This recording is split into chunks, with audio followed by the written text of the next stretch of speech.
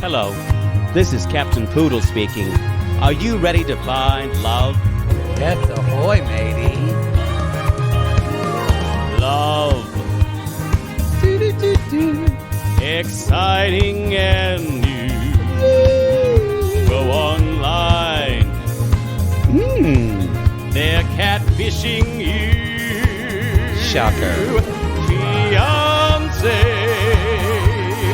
Soon you'll be flying to parts unknown. 90-day fiancé. Marrying someone you only met on your phone.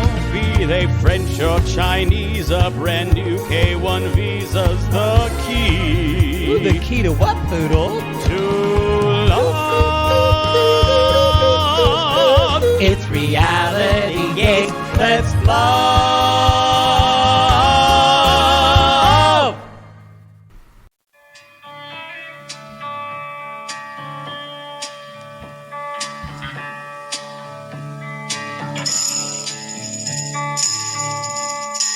Winds blowing.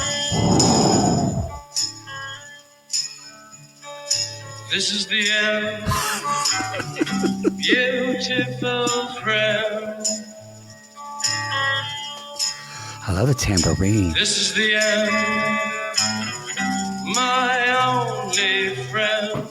The end of our elaborate plans. The end of everything that stands. The end.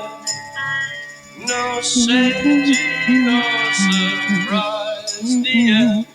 I'm not going to play the full 11 minutes, but I kind of want to. Hey, they made us do it. They made us stay there for. I forgot about that song. I used to. My mother. That's the only music she ever listened to. She loved the Doors. Doors? Loved the Doors. That is so fucking subversive. She loved the Doors and the Birds. Did she realize their political leanings? I don't know. Don't remind her. She already hates Jane Fonda. Y'all, we should move on. I saw Jim Morrison's grave in Paris. It's pretty crazy. I actually have never seen the movie The Doors. Oh, it's fantastic. Is it? Because I'll be honest, Yes. most Val Kilmer. biopics or biopics, I don't know how to say it. Biopics. I normally don't like them. There's very few that I actually feel satisfied. You have to tell the story in a way that is both. It can't just be linear. It can't be but literal. It also literal. has, Yes. It has to be. It has to come from the director and the script. And it has to be not just a bio. This happened, then this happened, Yes, then this that's happened. that's plotty. Yeah. Like everybody's like, It did has you to see come from a point of view. Yeah, did you see the Whitney Houston? I'm like, no, it doesn't look. It looks. It was like, awful. It looks You like. didn't. Yeah. They just. I hate the films where they try to recreate all the great moments that we've already seen. Yeah. Otherwise, it's a documentary. Yeah, I don't want to know that. I've already seen that. I want the stuff that we don't see. I'm trying to think. This if has I been like two fags talking about film. Hey, that's a new podcast right there. Fags on film. Fags on film. It's like Men on Film or Men on Books from In Living Color. Ooh, I get chills thinking about that big Mr. Moby. Fags on film. That's That a good was a idea. different time. We need to copyright. Fags on film. We need to copyright that just in case. We could be the new Siskel and Ebert, but less gay. It's not really a biopic, but Velvet Goldmine. That's a great film. It's one of my favorite, even though it's not technically a biopic. It's got like certain people there. It's thinly veiled who they are. But it's set up in almost a biopic way. And it's Velvet Goldmine's one of the greatest films. And it's hot because Ewan McGregor and Jonathan Rhys Meyers and Tony fucking Collette is in it. I guess I never thought of these as some of these as biopics, but like It's like Amadeus is considered a biopic. Yeah, I love that movie. That had a point of view. Oh, maybe I do. That like had a point of view. The King's Speech. I loved that movie. But see, it's got to be strong characters. It just can't be history. I can't. Capote. I did love Capote. But Goodfellas is a biopic? No, this list is wrong. The Wolf of Wall Street's a biopic? Yeah, that's about a real person. Yeah. Oh, I did like that movie. Maybe I do like biopics. I don't know. You like them if they're done well. I guess that's it. Yeah. Yeah.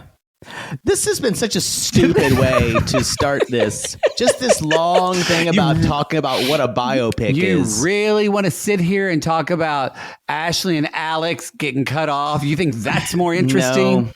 Y'all, this is Happily Ever After, Season 8, Episode 24. Tell All Part 5. Your part 2. The final episode of Happily Ever After Season 8. The final episode of Reality Gaze. This is the end of everything. I gotta say, you are sick of Happily Ever After usually by episode 3. That's being kind. I feel like you lasted longer this season, and I lasted longer. And I usually am like, because I'm codependent, I stick in there longer and I enjoy it. I didn't lose steam actually until probably Tell All 4. I was fine with it. Wow. Yeah. I was kind of done. I kind of dipped in and dipped out. I was done by episode 12. Just, yeah. I think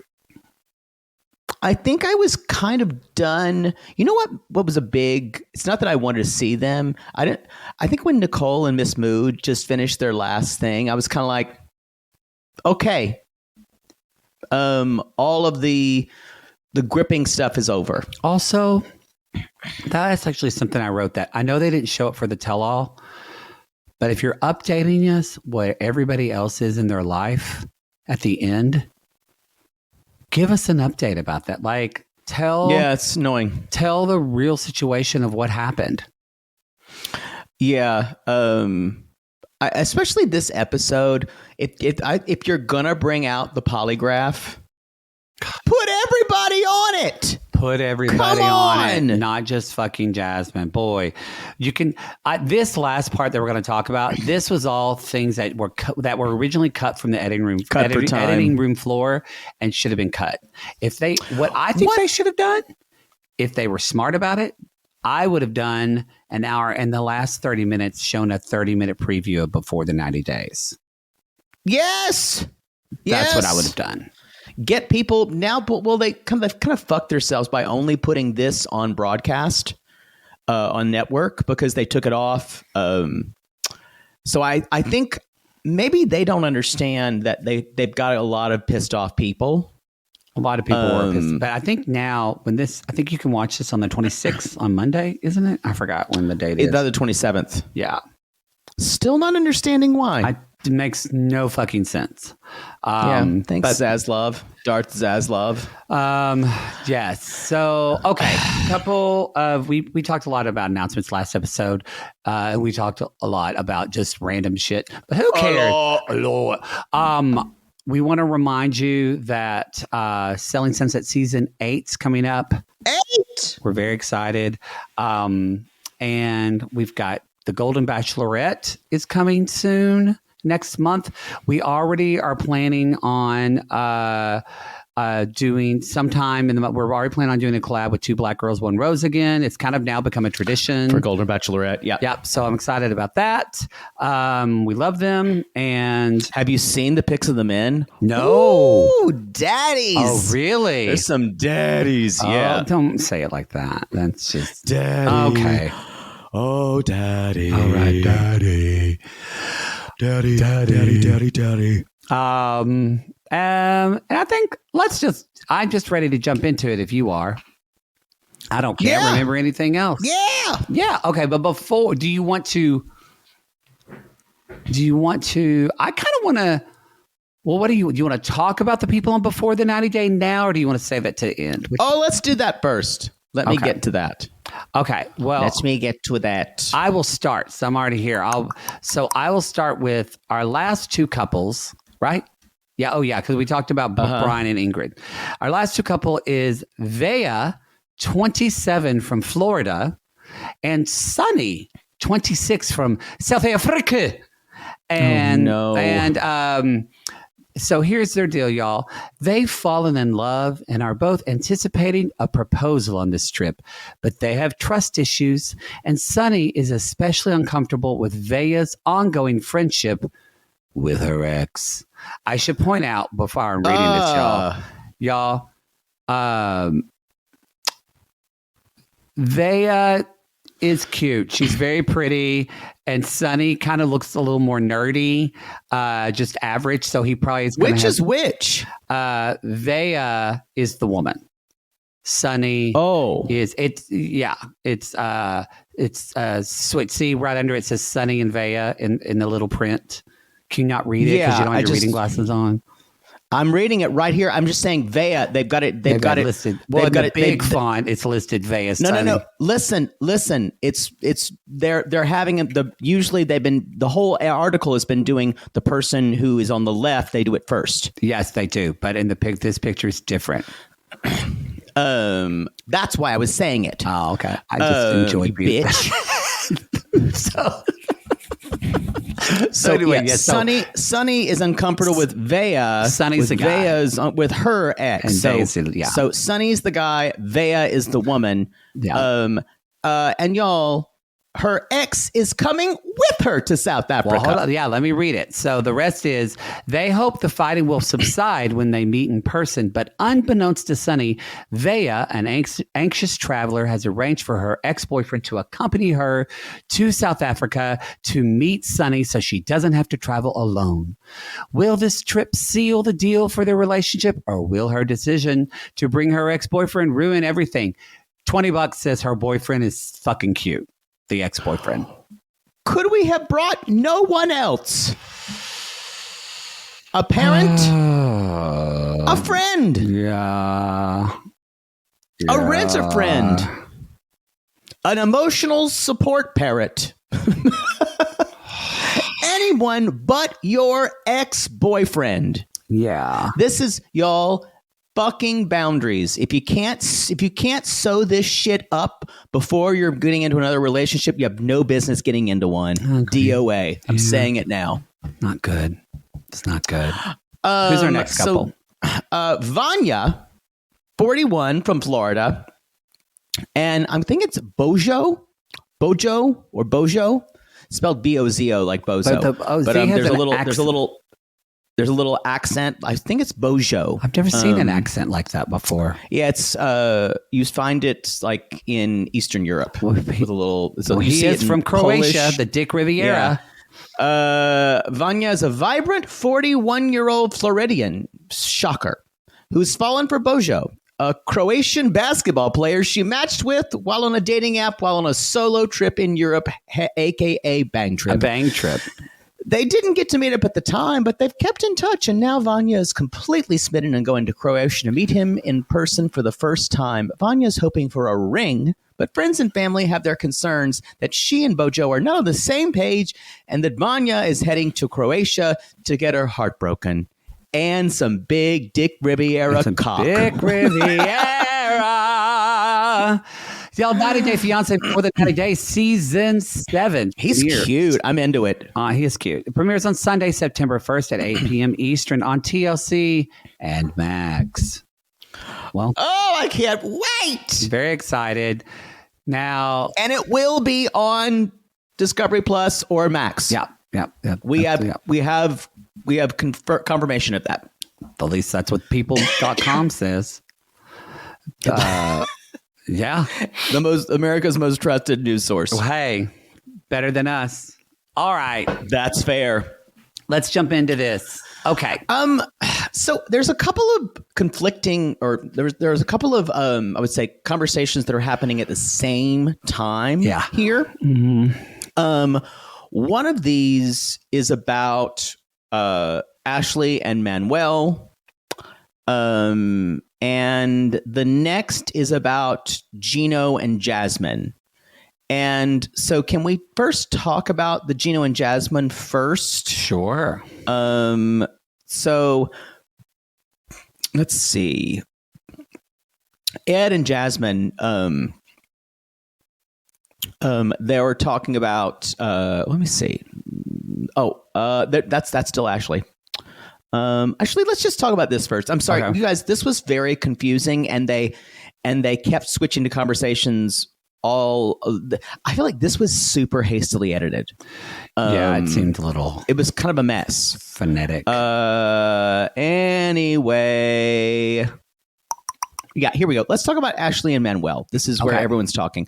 So Ed and Jasmine are talking. Mm-hmm. And Jasmine says, I love Ashley, and I didn't want to say this, but it might hurt her. And Manuel was kind of just chatting with her and says she spends hours on the phone with your cousin. She goes to the gym. It wanted to take her a year to not apply for the paperwork. That's what she says. Did she do it on purpose? And we talked about that before, that Ashley wasn't sure about Manuel, so she sat on it. And I just wish she would admit it. I think that it's one of Ashley's real weaknesses, that she can't kind of admit it, and then she'd make an excuse for it. She kind of says later on, like when they're leaving, she says, I think I realized maybe I've had some responsibility in this. She doesn't say what it is. I felt like, I felt like I wanted this to be talked in the tell-all, because why wasn't it? When Jasmine dropped the bomb that Manuel's been messaging her on Instagram saying that he's being controlled. Delete it immediately. Yeah. That changes everything. Like that now this. How so? Speak to that. Well, because it makes it feel a little unsafe, as you would say.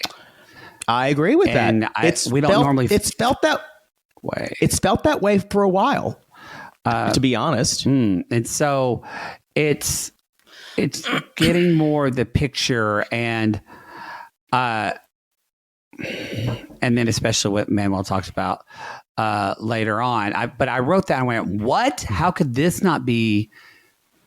But she says that she deletes the messages, but it's just. It's just sad. It's just really sad. Well, the whole thing. Why do you think Manuel's asking her to delete the messages? Because he doesn't want her to see. Doesn't want her to find out. I think he's scared of her, like of her controlling something in his life. Ding. Yeah, and also she would freak out. She'd assume he was trying to have an affair with Jasmine, even though he's just yeah. So this just tells you what his assumptions about what Ashley would do. Yeah, and maybe he's bringing into, I still think that this guy's had some horrible relationship with women in his past, but so maybe he's bringing that into this too. We don't know. We have no idea. Later on, she says, I understand the situation. Gino was delaying the process because he wasn't sure about me. And Gino's thinking, it was the summertime. He said, bullshit. Was she super busy, or was he not her priorities? And Emily says, I agree. I think it was selfish. And I think they nail it. I think it was an attempt for her to have control of the situation, for her to figure out how she felt so she could determine if how he felt about her. Yeah, everybody sees it. Which Jasmine is does. not the time to do it in the 90 days. No, you should already. Jasmine says it. Emily says it. Everyone sees it. Then later on, Manuel and Ashley are talking in the car, and she says, it's so interesting. And maybe you saw this too. The one thing Ashley can't get past, there are a couple things where Manuel says maybe. So it's that maybe it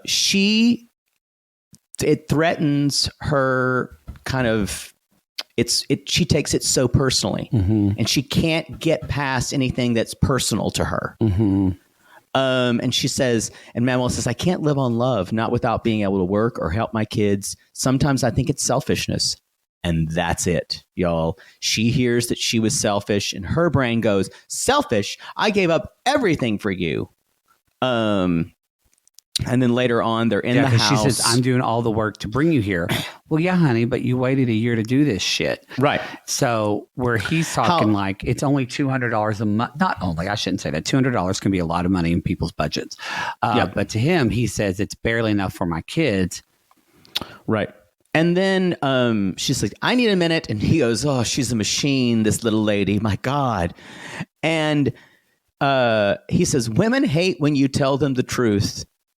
The money, that's when you said before, money Ashley gives me is barely enough. And I think specifically what Manuel is, the lesson that Manuel has learned is when he does tell the truth, Ashley freaks out. Yeah. And when so any time he can avoid another freak out, that's when the lying happens. That's when the evasiveness happens.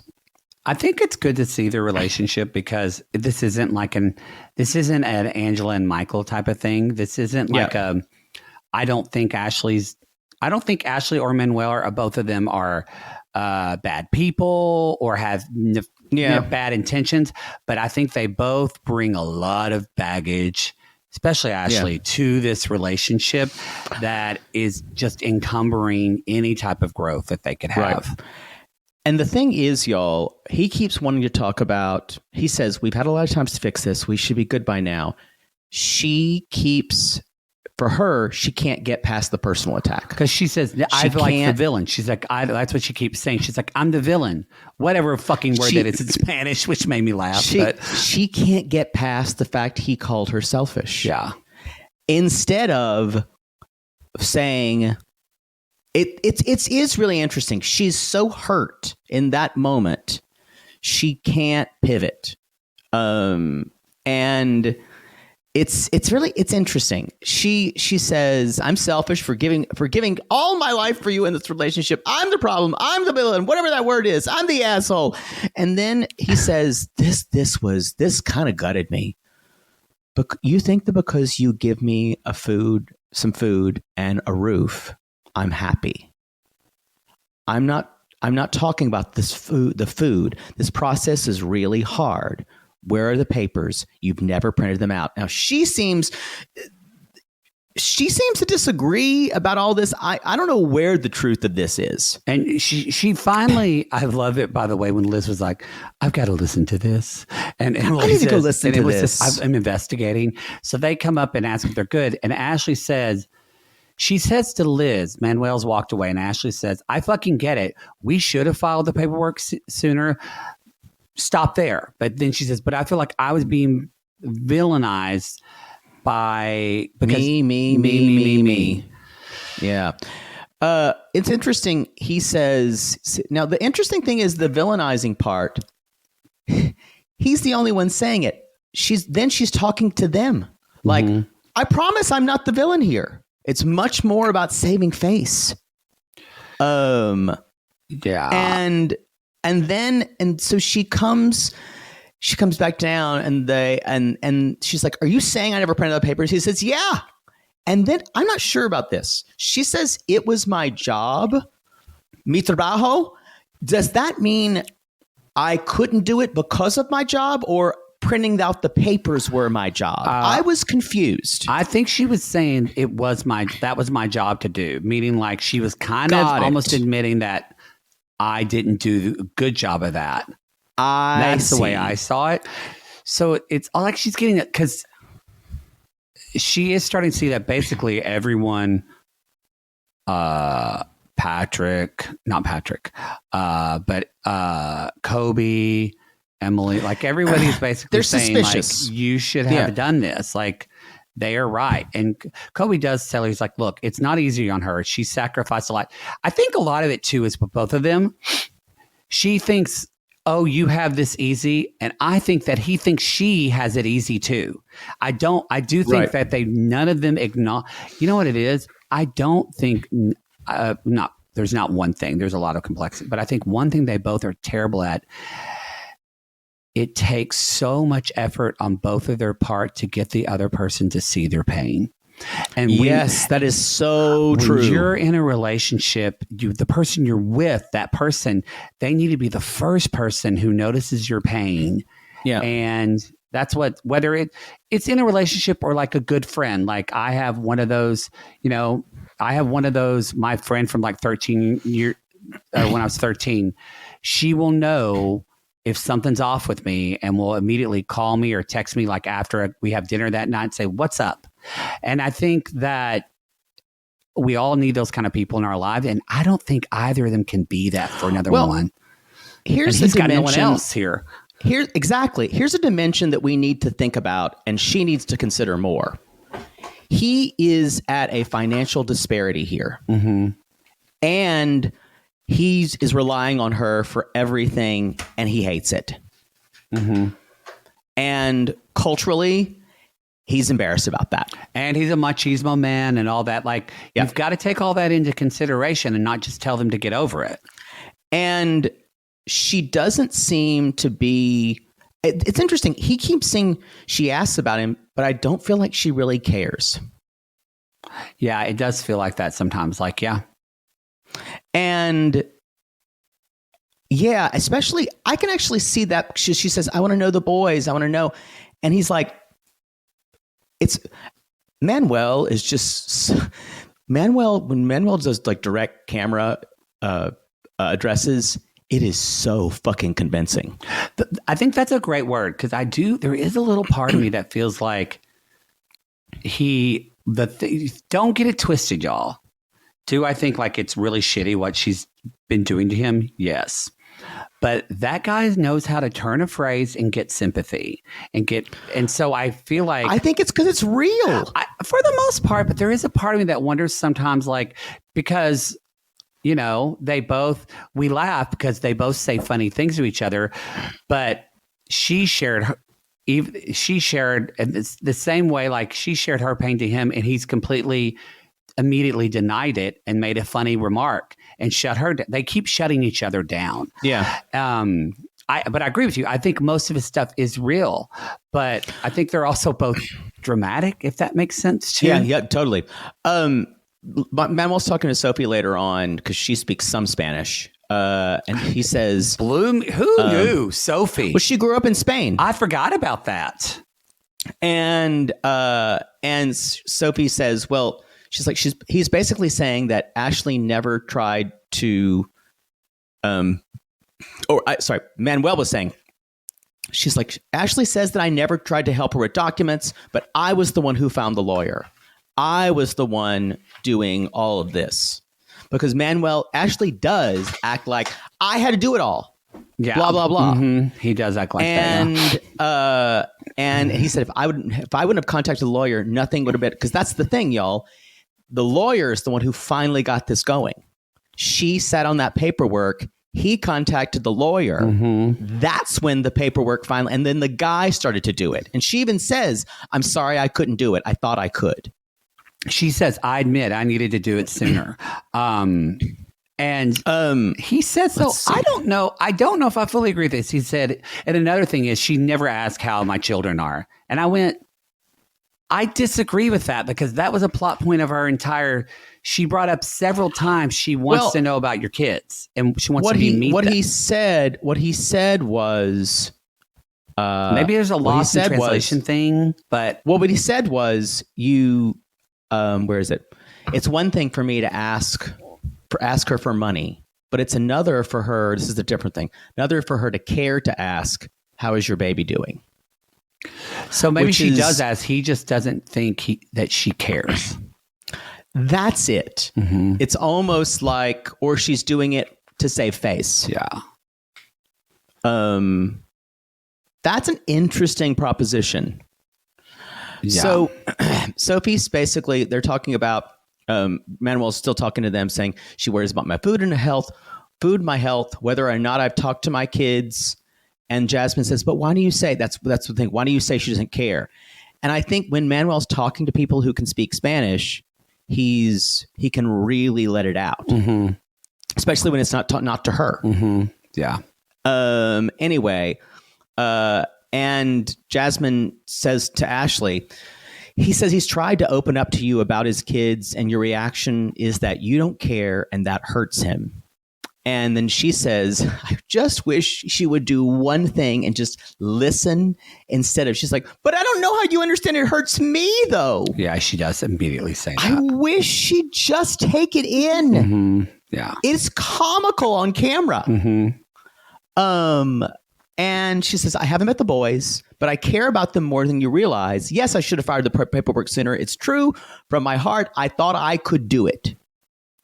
And she then says, when the paperwork comes in, she's like, we need to go to Ecuador. I want to know your mom and your kids. And I was like, okay, that's great. Stop there. She said, and there I can find answers. And I went, ah! It's like, Ashley, you were so close. It's about her security. It's about her security, not getting to know him as a person. She needs to make sure he's not going to fuck his baby mama again. That's what it is, y'all.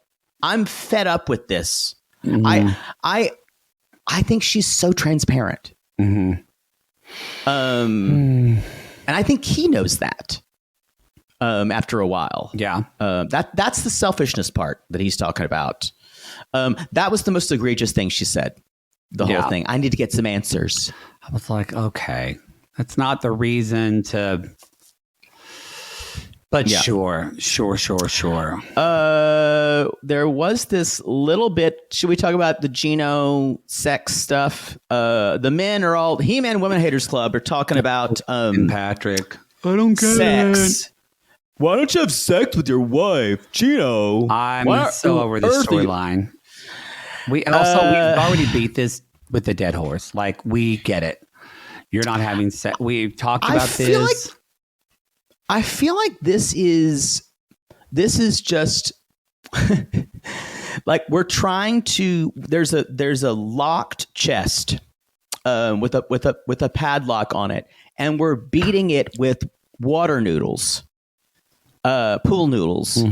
And someone says, well, we could just get a key and finagle it. Nope, we're just going to keep beating away at it. Yeah. Yeah, that's a good analogy. Anyway, they're talking about later on, Jasmine says, I have to be a robot who never complains, never says anything. And Ed is like, don't consider just your feelings. What about the man's feelings? The men's feeling? Men's rights now. Yes. Patrick says every man in America is asking, why aren't you having sex with Jasmine?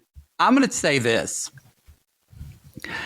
When we got home or when I watched this tell-all, if I was Thais, I would sit down with my husband and say, I need you to stop protesting how every man in America wants to fuck this woman, because it feels weird. Like Patrick 100% wants to titty fuck Jasmine.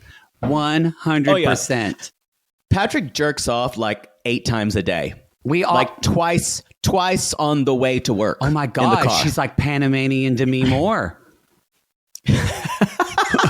She's got the dark hair. You're right. He just sees striptease. He's supposed to jerk. He's supposed to jerk off on his big old titties. And it's like, you're being Angela. You're not listening. Oh God, he's so awful. Kettle black bitch. And y'all, Jasmine's face stares at Ed, and then you can see Gino's face staring at the situation, going, "Uh-oh, what's gonna happen?" Yeah. Blink, blink, blink, blink. And they say, no, it's always me that's wrong. It's always me. And it's the same Gino. And Jasmine's talking to Ed. She's like, this asshole isn't letting me talk. Anyway, and she says, I've been rejected for 8 months. And talking to Gino, you wanted to act tragic for everyone to say, poor Gino. Because Jasmine's thinking, that's my job. That's my job. I do agree that Gino. I think Gino shows another side of people. Yeah, and when he's in public, I totally agree with you. And so yes, it says they're and so I think they're seeing it different. And she says, if you don't want me, then let me walk away. And she cries and she says, he doesn't love me and he does not want to be with me. And she's sobbing. And then Patrick on cue turns to Gino and says, why can't you fuck her? Why can't you fuck her? I went, someone just put him to sleep. I'm like, shut up. You're so shut up. I went, says the person who is so codependent, he would fuck anything just to feel something. Yes. Yeah. Anyway, and then I think it was Gino starts to cry, and I thought it was really sweet when Emily comes up and says, "It's okay to cry about it." And she's like, "You get it. You're very broken right now." Jasmine's with the women sobbing. Why? And ironically enough, you know who's sometimes safe? Because Rob says to Gino, "You were strong." I wrote the same thing. Rob is making sense. And Sophie, because Rob says, you were stronger than her in this and you need to give her confidence. And Sophie's like, she's like, oh, I understand. She's like, it has nothing to do with being attractive. When he makes you feel that upset, you want nothing to do with him. And she actually says, it's actually a beautiful thing that his mind is connected to his penis. And I went, what the fuck?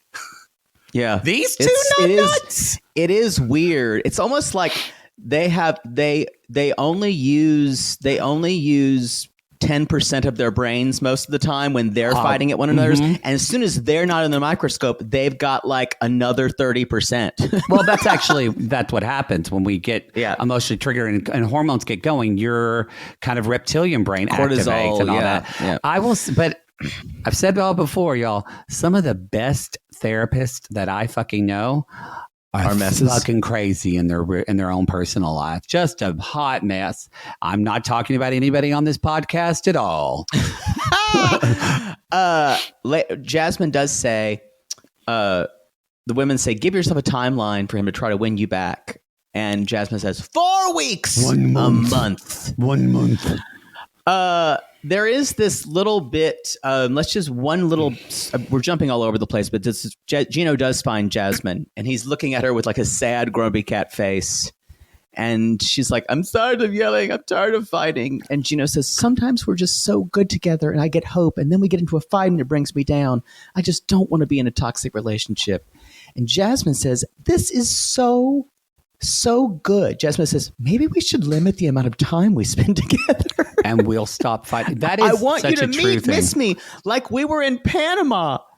And it's hard for people who are codependent to limit which Jasmine for sure is, to limit the amount of time. And so you almost have to take that extra step.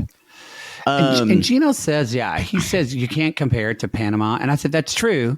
He said, because we weren't being with one another. Right. But I do think Jasmine's right. I think they need to date again and have time away. Totally. Anyway, they are taking a group Let's take a group picture. Let's jump back to this Ed and Liz sec. I don't really go through it, but we don't have to. We don't cover them. We're problem solvers. That's true. But y'all, this messiest thing with Ed and Liz. That said, if you have watched them, it gets resolved in a weird way. Do I think it's correct when, like Liz says, I will fight to my death that Ed is a good person? I went, well, we're going to agree to disagree. You both need a lot of work. You both need a lot of work. Yeah. I mean, even Ed says, I think I'm fixable, and starts crying. The only way Ed is fixable, as I said before, there's some people who are fixable. You would need therapy every day, and it would be someone in front of 2 folding chairs saying, he would say something, and I would go, I don't believe it. I don't believe it. Like Scientology style breaking down. You'd have to break him down so much that he doesn't even know who he is anymore. And then you finally might get there. And when you finally get him there, he would weep like a baby. It might take several months of every single day. I honestly think it's less about women. I actually think Ed needs to go. He needs to go on like a men's retreat, and I say that. Oh, for sure. You're exactly right. He really has a lot of because he protects men so much because he never felt protected. Yep. And so I actually think he feels very unsafe or I can relate to that, honestly, like as not being an athletic boys boy. If I'm in a room. You weren't? Yeah. But if I'm in a room with a bunch of guys that I don't know very well, I feel a little bit on edge and uncomfortable. Yeah. I like being a guy's guy. All right. Yeah, I don't. You know what? A phrase that's never been said about you is "Poodle's a guy's guy." Poodle's a girly guy. I'm a guy's girl. A guy's girl. Yeah. And now we have one final frustrating postscript for Rob and Sophie. I'm tired. They are really setting this couple up for the last resort. I know. They couldn't be more. They really are. And they're talking about, she's like, you really lit into Lauren. And she's like, how are you feeling? She's like, I was overwhelmed and mad at you, but now I feel better. And he says, I need to be honest. I haven't felt like you wanted me or needed me in a while. It feels like you don't care. And Sophie's like, our relationships are good. I don't know if it could be happy. But Rob says, look, I'm talking to a therapist. I deal with a lot of shit in there due to my relationship with you. I don't know if that's a helpful thing to say. That's not, he can just say, I'm talking to a therapist. The fact that I deal with a lot of shit. Yeah, that's like him. The Ashley thing. Like he starts to say something great. And then you're like, because what he said before of I feel, those are great statements to make when you're, I feel sad. I feel like you don't care about me. I feel that's your feeling. And so the boy stepped in it. He fucks it up. And then he's like, I think it'd be good for us to go to a couples therapist, put both our issues on the table. And she said, I'm willing if you are. I don't know how long this will last. Remember how she was in that couples therapy session? It was, she was awful. I think what's going to happen is, P.S. She's already been seen around with that Chad bachelorette guy, but she says, no, we're not dating. We were just doing events together. Look, is she in L.A. again? Yeah. And so he moved back to L.A. too, apparently, right? They were spotted at Disneyland. Oh, when? Together. A couple months ago. I think what's going to happen is they're going double murder.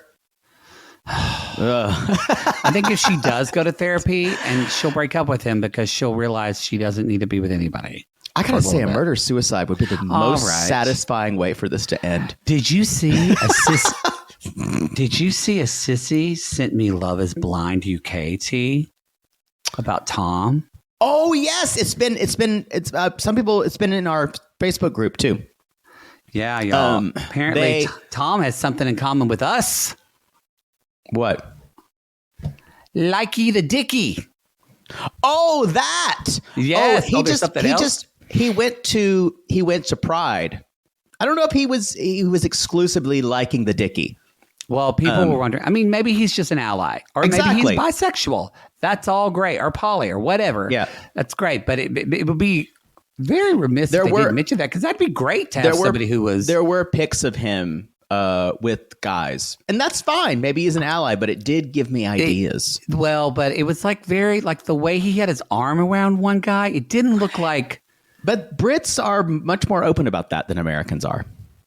Why are you? Your homophobia is showing. No, not. Why are you killing my fantasies? I don't kill them for you, and you have weird ones. Yes, you do. That's true. I do.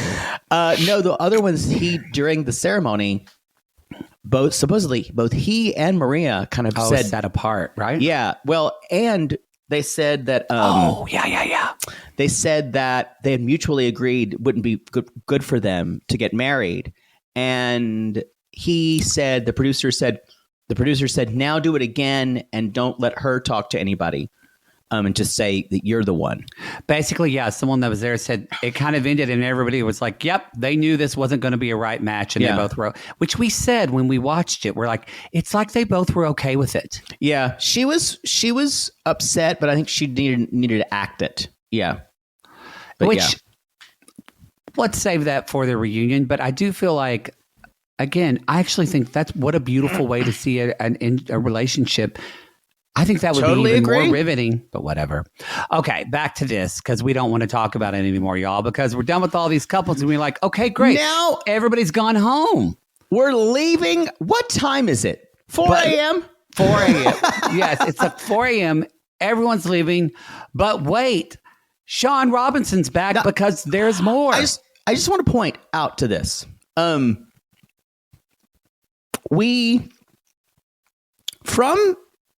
Lord knows where we were. Looks like in Manhattan at a soundstage. We go all the way to New Jersey to party for how long? Yeah. 3 hours? And then it's like, the rental becomes not ours at midnight because we have a ghost hunters show coming into film. I don't know. That sounds fair. Maybe TLC also flew them all into Newark because it was cheaper. So they were going to be by the airport anyway, so it made sense. And they're all leaving at night? It doesn't make sense. I've never, in the history of watching people leave, like has there ever been like a housewives party where they leave at night? It was weird. It was, or did they all just be put up in hotels somewhere until they fly the next day? Could it have been something that dumb? Yes. Like they were just all done with it, and like they turned into pumpkins. They at 8:39 p.m. they were finished. They had cavorted enough for the cameras. They could stop being test subjects, and then they went to the Red Roof Inn. Because that's where they were put up. That's where it's in. The Red Roof Inn. Anyway. So, they're leaving. There's nothing really to talk about here. No. Liz and Ed about not wanting to have any contact. But anyway. Kind of the big thing is... The big thing that we see before the couples tell more is Manuel is crying. Manuel seems very drunk when he's talking. He is drunk. He's drunk and he's crying. And he says, I'm not going to bind myself to someone who I give so much love to and I get nothing in return, which I don't think is true, but I can understand why he feels that way. But then he admits that he wants to go home. He said, I haven't told her, but I want to leave. He says, I might earn $100 a week, but at least I'm helping my kids. What am I doing here? Washing her fucking clothes. I'm going to miss my kids' lives for her. This was riveting. It was riveting. I understand why he feels this way. We've already belayed their point, but it really is. You also like when you both why I like watching the relationship is a lot of relationships get this way where just because you hurt me, I'm hurt. Yeah. You don't see my hurt. And the other person feels the same way. And then there's also then no gratitude for each other in a relationship. And once gratitude is gone, then the relationship's dead. So let's talk about the sideshow. The couples tell more. Now, I got to ask you, I'm going to be a little pedantic for a minute. If we've already told all, there's no more. There's no more. No. If you didn't tell all, then you didn't keep your promise, Sean Robinson and producers. This all should have been cut. None 100%. None of this was needed. Y'all, we're going to We're not going to spend the time. Unicycle. Yeah, that was the only thing missing. That was the only thing missing. This polygraph guy comes out. All you need to know is this guy has been on so many shows. Oh, he does them all. Yeah. His name's John. No one wants to do it. No one wants to do it except for Jasmine. I did love that Jasmine said before she took it, she said, she's like, I'm so nervous. Like when I took the driver's test and I failed, but then I cried, so they passed me. I went, well, that makes me feel great about Jasmine our DMV. is a reality show gift. She truly is. She doesn't. She truly is. She doesn't. She's not trying to test out material on screen like Ed is. No. She is reacting in the moment, and she is unintentionally funny. She's just her. She's a gift. Yeah. The questions that she's asked by the cast, I guess, are you attracted to Gino? Yes, it's true. Did you cheat with Dane the night before you left? No. Nope. True. It's true. And do you plan to leave Gino? No. True. And then, I don't know who said this. Do you think your boobs are too big? Emily False. asked her. Emily asked her. I actually want them bigger. And Emily said, I knew it. That's why I asked, which I thought was really funny. So, y'all. But no one else does it. The fact that they don't get Manuel on that poly. I was like, are you fucking kidding me? That's the whole season. We've been talking about Manuel lying. Yes, this is the way we find out. And he even says, my heart is beating so fast because the guy is fucking secrets. So let's put him on but the here's the thing polygraph is, to see if he does. We will never know. We will never know. Again, and they're not there. Michael and Angela. She thinks Michael is Michael scamming her. Put him on a lie detector test. It was, and I think they did it thinking this might work, be a good bit, and it actually failed. And sometimes it's okay it's like when, I'm not going to say any names because I don't want any to come from me, but you've talked about this. It's in like when certain artists become so big, and now because of digital streaming, albums can be 40 albums long or 40 songs long, and no one cares. Yeah. And editing is a really useful thing when it comes to making entertainment and art. I would agree. Yeah. So, anyway, I think. I think there's toe sucking. Why? Why? We've covered it. More. It's so weird. It's like it's the sideshow. This is the so sideshow. we get a tell-all what happened on one day, and then Sean Robinson, we hear a voice saying, and then later on at the house, and I'm like, what is this? A fucking fable? like what the fuck are we seeing? It does feel like. I don't know. This is some type of clip show that fans are so rabid to know about, but I don't think there are fans who are rabid to know about it. No, they made a show that no one really wanted. No, they should have said, if you want to see more, go to TLC.com and you can watch a TLC 30-minute special. And then we get into the Ashley Alexi. It's stupid thing. And the thing about it is, I kind of was like, oh, he shushed her. And at one point, Ashley does tend to talk over people. And it seems like he even said, I thought it was even ruder for her to say, I don't know, I'm going to speak. Is it okay with Lexi if I speak? Yeah, she made it. And the thing about it is, she was interjecting. He kind of looked at her and said, and he even said out loud, can you let her speak? Talking about Jasmine. Yeah, I don't. And I think, and it wasn't a shush thing. I think he just put his hand up or something. It was hard to see, but yeah, she's extremely reactive. And again, anyway, she said, I just need to feel respected. And y'all know how we feel about when people say that word. And he says later on at the house, he says, the gesture meant just a second. It doesn't mean shut up. It just means let the other person finish speaking. And she's like, the way I took it was the middle of the sentence and he told me to shut up.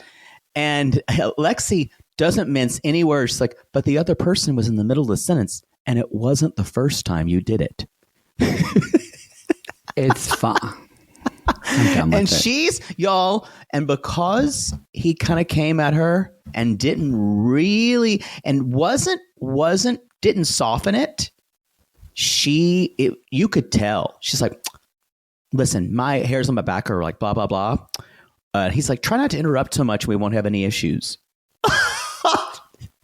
And they're like, okay. And well, no, she was like, my eyes on you. It was such a ridiculous thing. Stupid. The Ed and Liz thing. Nope, skip. We don't need to talk about them. I just want to bring up, I was at Walgreens and I was mad at you, so I left my picture at the counter. This is so stupid. This is awful. Then there's some tell-all too when they're back on. There's more to talk about. Again, this is a lot of Ed and Liz stuff. I blocked you. Can you unblock me? Like children. They're fine. Then we go to, y'all remember the tell-all day 3? We had a lot of that before that tell-all started. We had a lot of backstage drama. Why wasn't this a part of that segment? Because this was a big fucking deal. Emily is crying because she says they got into a fight last night, that Kobe is not budging on the baby's name. Either Valerie and he wants to call him Atem. Atem, which they do end up calling the baby that. Yep. But I actually wrote this in all caps. Why wasn't this on their tell-all? Because this was a huge issue in their relationship. Yeah. Valerie was the villain in the whole fucking segment of them being in Cameroon. And so now you don't want to talk about this? This just made no sense to me. I think if I was them, I would say, what does the significance of this name mean for both of us? And I would write it out and talk about it, and because she thinks I birthed the baby, I should be able to name the baby. I think a little bit of that, but I also think that she thinks. I think if it was just somebody who actively hasn't tried to break up her marriage, right? But I think agree that's with you. More the issue. But I'm saying is she thinks she has the trump card because I birthed the baby. That is something she believes. I birthed the baby, so I have the final say. I mean, she did say that, yeah. Yeah. So that's where I think that's what they should probably need to talk about. And he says, literally, this is the only thing I've ever asked you. I go along with everything. We don't know if that's true or not, but it seems like there's a lot of facts behind that. But I agree. I think they need y'all, because sometimes in relationship, it's, like I'll do this even our business partnership. Like if there's something like that you bring up and I bring it, I'm like, I want to change this. Or I don't really like this or that. And then I stop and think, well, do I care about this a lot? Sometimes Jake cares things way more than I do, and it's more important to him, and vice versa. And I think in relationships, I think they both need to, like you said, ask themselves what this means to them. How is this significant? I bet Emily would find out, I don't know if this really does matter to me as much as it matters to Kobe. Yeah. And that's okay. Like sometimes we do that compromise. And obviously they got over it because that's what they named him. Yep. Very true. Last little bit here. Angela says, last night I took Michael, Skyle, and the PI to dinner. Thought things were back to normal. And she says, when I'm nice, it means I'm just about done. And then I went, coming to this tell-all was the smartest thing Michael could have done. It is. Now he has all this footage that can be subpoenaed. Yes. For a case.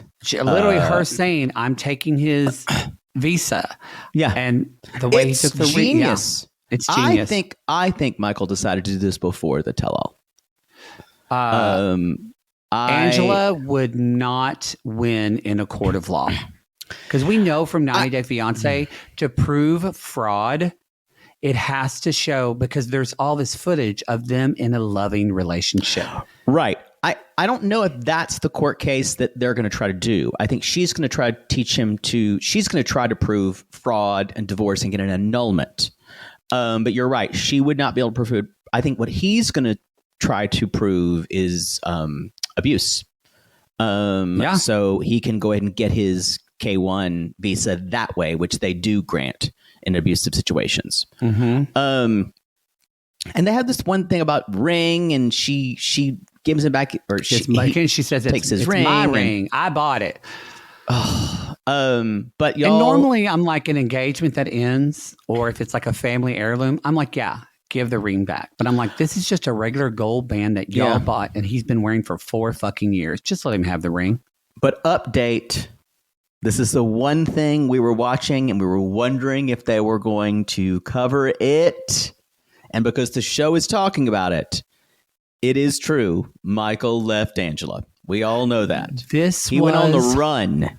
Heartbreaking listening to him talk about how he walked for 5 fucking hours. He said, it's like after the tele, we went home. Angela was angry and saying all sorts of things. I got to a point where I had to leave. And she went to go run errands. As soon as I saw it, I got my backpack and documents and left, walked 5 hours, was almost bitten by a dog, asked a man if he'd use his phone, called a few friends. He went to a bus station, 18 hours to get to where he is now. I don't know where he is now. He's in an undisclosed location for good reasons. I would never tell Angela where I was. Yeah, and he says, I was here for the right reasons. But what I was expecting wasn't what I met, and I couldn't take it anymore. And no one deserves to be treated this way. And of course, Angela says, "I'll see you soon, Michael." Get in a courtroom, and getting on a plane or in a courtroom. So yeah, it finally happened. The flight from Angela. Again, I know some people were like. And this is why, like, going forward, Jake and I have really decided we're covering everyone. We don't care how bad they get because, and I'm so glad that we never stopped covering Angela. And part of me wishes we never would have stopped with Ed, if I'm honest, or even Jeffrey, all of them, because I know in my heart someone is watching this and goes, "That's how I leave my husband who beats me or my wife. That's how I get out of this. I call my friend or anybody, or if even I don't have a friend, I make a fucking plan like what your grandmother did and leave in the middle of the night or when they're gone to work or whatever I can. And I escape. And that is what you have to fucking do. Yeah. Yeah. That's why it's kind of good. It's very tempting, I think, to cancel because we don't want to talk about people who are just disgusted by it, but we can't do what's convenient sometimes. It's convenient not to talk. It's convenient not to see this kind of activity. But you kind of have to address it because life is very inconvenient. So I'll say. I just want to add to that really quick. If you are in this situation or through yourself, I would highly suggest calling the National Domestic Violence Hotline. It's 1-800-799-7233, or you can text BEGIN, BEGIN, to 88788. There's also, you can go to their website, thehotline.org, where you can chat with someone and get information. Do it on like Google Incognito, where it doesn't show your history. I just want to offer that for people and we'll put those in the show notes. That's the show. That's the season. Woo! This is definitely the longest season we've ever had. It is. But we're 6 months. 6 months out of every year. And on that, somebody's fire alarm's going off in my building. I gotta go. Oh my God. All right. Do people not know about it? Do people not fix them in your building? No, like somebody's cooking something and something's going off. But the smoke alarms. Oh, yeah. All right, everybody. Thank you. I want to blow up every apartment where that happens. All right. Christina, maybe take that out in case that's ever used in a court of law for poodle. All right, everybody. We will see you next week for Before the 90 Days. We're very excited to usher in a new season of good garbage. It looks really good. Until then, delicious garbage. Until then, go to realitygaze.com. Again, if you want to listen to this show without commercials or without ads, you can by subscribing to RG Plus in the $8 tier. Go to patreon.com/realitygaze or realitygaze.supercast.com, or on Apple subscriptions. Just hit that little subscriber button and it'll just do it like a regular app. We don't know who the fuck you are. You can't vote in shit, but some of you don't want to know. Some of you don't want us to know you. That's fine. So it's like sometimes when people meet us and I'm like, do you want a picture? And they go, no. And I'm like, okay. I'm fine with that. I'm fine with that. Whatever you want. It's as Tabitha Brown said, that's your business. That's your business. I love her. All right, everybody. We will see you next week. New season. Who dis? Until then, we call these people lonely hearts because aren't we all just lonely hearts looking for love in all the wrong places, Poodle? Yes. And if you saw yourself in Liz and Ed's relationship, get out and start over. Yes. Start over from the beginning. Yes. Please. And don't call us. Call a therapist. Call a fucking therapist. We love you. Support you.